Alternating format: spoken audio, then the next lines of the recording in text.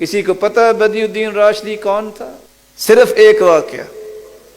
تھرپارکر کو کون جانتا ہے؟ ایک 24 گھنٹے کے بعد بس جاتی تھی وہاں سے انڈیا، جب ہندوستان پاکستان اکٹھا تھا، بس پہ بیٹھے جاتے جاتے انہیں بس رکی تو نظر آیا کہ ایک بندہ نماز پڑھ رہا ہے، کہتا بھائی روک دو مجھے اتار دو، اتر گئے، کہتے جاؤ، کہ بھائی کدھر جا رہے ہو؟ 24 گھنٹے کے بعد بس آئے گی، کہتے جاؤ، بس گزار دی، اس سے جا کے ملے کہ تم سنت کے مطابق نماز پڑھ رہے ہو، کون ہو؟ کہتے میں اکیلا ہی ہوں، کہتے اگر آپ پسند کریں تو میں آپ کا مہمان بن جاؤں،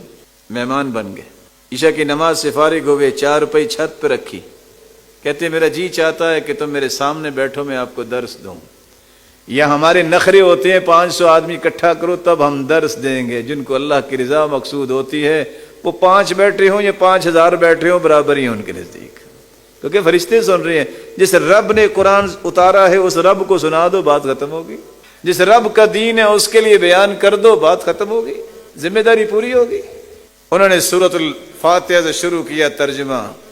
درس جاری ہے، ایک سنا رہا ہے اور ایک سن رہا ہے، ادھر سے بھی ہندو آ گئے، ادھر سے بھی آ گئے، سن رہے ہیں، کرتے کرتے آدھی رات ہو گئی۔ اللہ تعالیٰ نے بیان کی طاقت بھی دی تھی، اخلاص بھی دیا تھا، آنے والے سنتے سنتے اور آخر مسلمان ہو گئے۔ صبح مسجد کی بنیاد رکھ کے آگے سفر کیا، کوئی زندگی کا زاویہ بھی بنایا کرے۔